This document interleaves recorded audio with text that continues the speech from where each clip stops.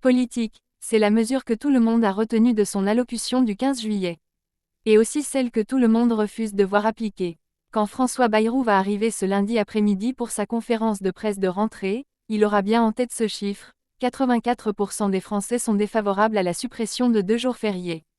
Voilà pour le constat très net qui ressort d'un sondage Odoxa pour Le Parisien et qui confirme que la pédagogie du chef du gouvernement via ses vidéos YouTube n'a pas fonctionné. En effet, une enquête similaire réalisée par YouGov pour le HuffPost début août avait donné des résultats similaires, 79% des sondés se disaient hostiles à l'idée de travailler gratuitement ces 2 jours.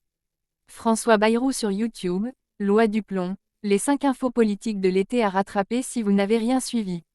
François Bayrou avait proposé de supprimer le lundi de Pâques et le 8 mai, une mesure destinée à rapporter 4,2 milliards d'euros sur les quelques 44 milliards d'économies qu'il souhaite réaliser dans le budget 2026.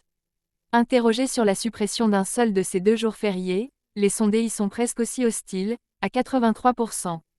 Ils sont également 80% à considérer que cette suppression de jours fériés est un « impôt déguisé », quand 66% ne voient pas le rapport entre le fait de travailler plus et l'amélioration de la dette et des déficits de la France.